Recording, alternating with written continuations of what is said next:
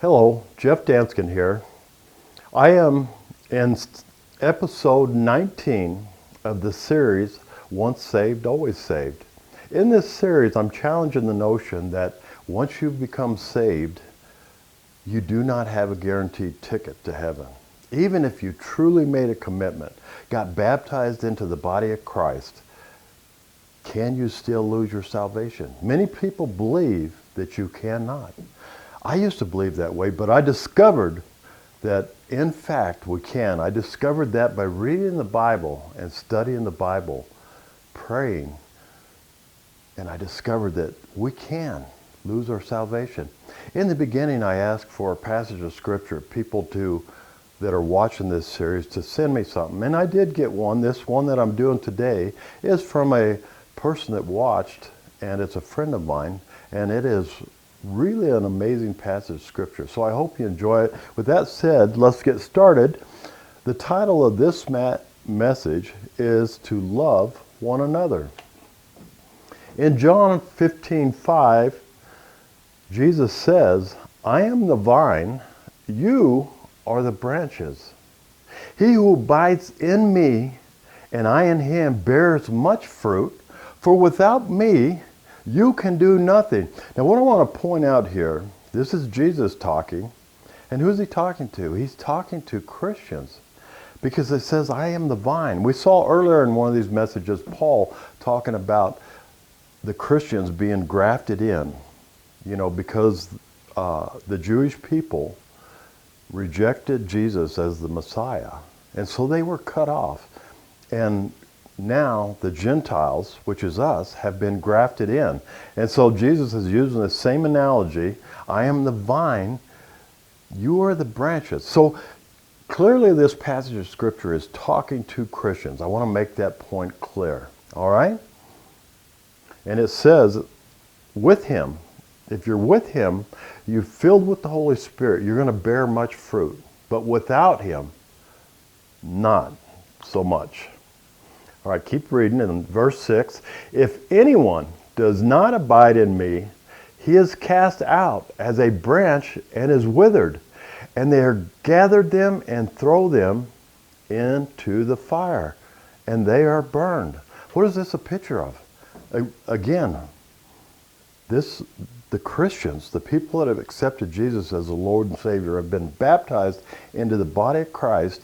If you don't abide in Jesus and bear fruit, he's saying that you're going to wither, gathered up, and thrown into the fire. That's the same thing as being sent to hell. That passage is very clear. Now verse 9, as the Father loved me, I also love you. Abide in my love. If you keep my commandments, you will abide in my love, just as I have kept my Father's commandments and abide in his love. How many times have you heard a pastor saying, we are no longer under the law. We are living in a period of grace. All right? And the implied message is, it's okay to sin. We are not under the law. Jesus paid for our sin before we were saved and after we were saved. Why then would Jesus say, if you keep my commandments, you will abide in my love? Right? Earlier we saw, abiding in him, you will bear much fruit. All right, let's keep reading. This is my commandment, that you love one another as I have loved you. Now, let's look at the 10 commandments with this commandment. Jesus, he said, a new commandment I give you, that you love one another. We are to love the Lord our God with all our heart, with all our soul, and with all our mind, and we are to love one another. Now let's tie that into the 10 commandments. All right, look at here. On this side, we've got the 5 commandments that are talking about God, our love for God. If you love God, you will have no other gods before God, right? You will have no idols. What's an idol? Anything that you put before God. For me, at one point in my life, it was money and sports. Everybody probably has had an idol or does have an idol, but you've got to get rid of that. No idols.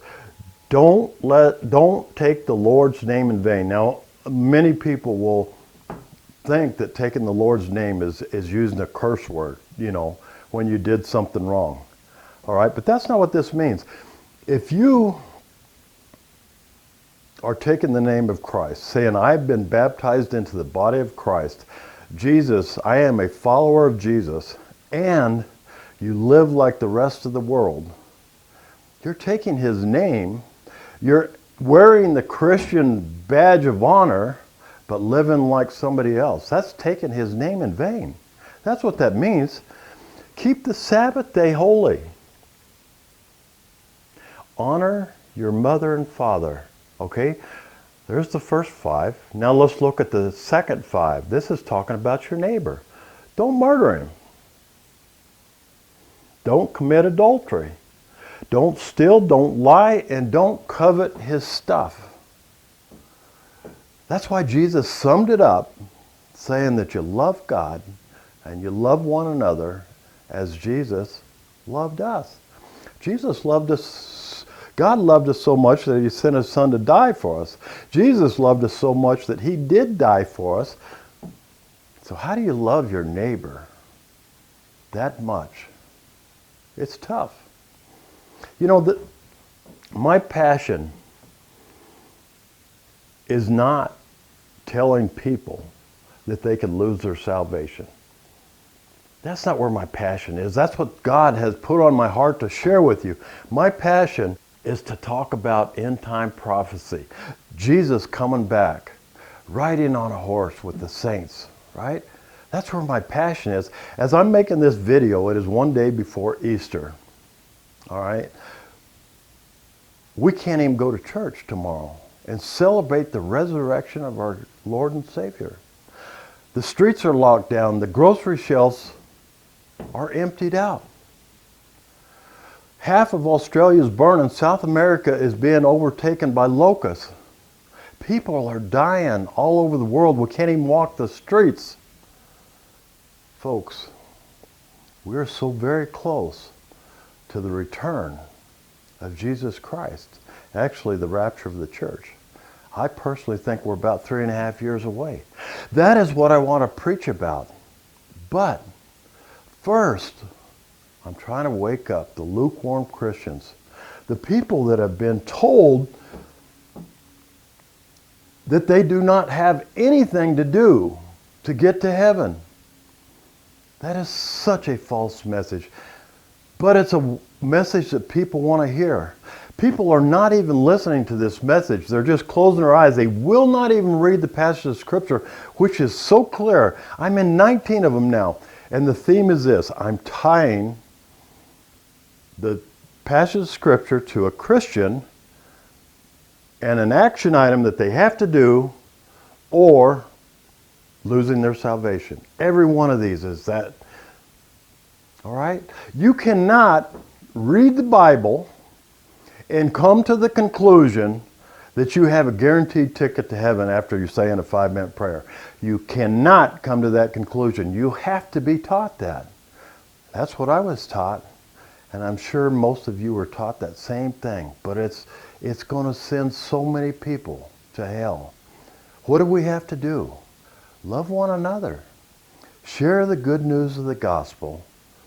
Avoid sin. That's part of loving one another. All sin comes from the fact of greed, self-motivation, self-lifting, instead of humbling yourself before God, doing his work. So what's the theme of this message to get to heaven? We have to abide in Christ. We can do nothing without Christ, but we can do all things through Christ who strengthens us. We need to love one another and love the Lord our God with all our heart, with all our soul, and with all our mind. If we don't do that, you're going to get off that narrow path to heaven and be thrown into the lake of fire. I hope you enjoyed this. It's not really something you enjoy, but I hope you took it to heart And I hope you're really going back and reading these passages of Scripture. If you believe in that once saved, always saved, go back and listen to these series. How can there be passage after passage after passage that clearly states that we have action on our part? Our action does not save us. Jesus dying on the cross is what saved us. What gets us to heaven is if we really have Jesus in our heart, we're going to do these things. Most pastors will teach you that, but they will not say it's a command. It's not something you have to do. They say it's something you should do. No, it's not something you should do. It's something you must do. All right? God bless. We'll see you next week.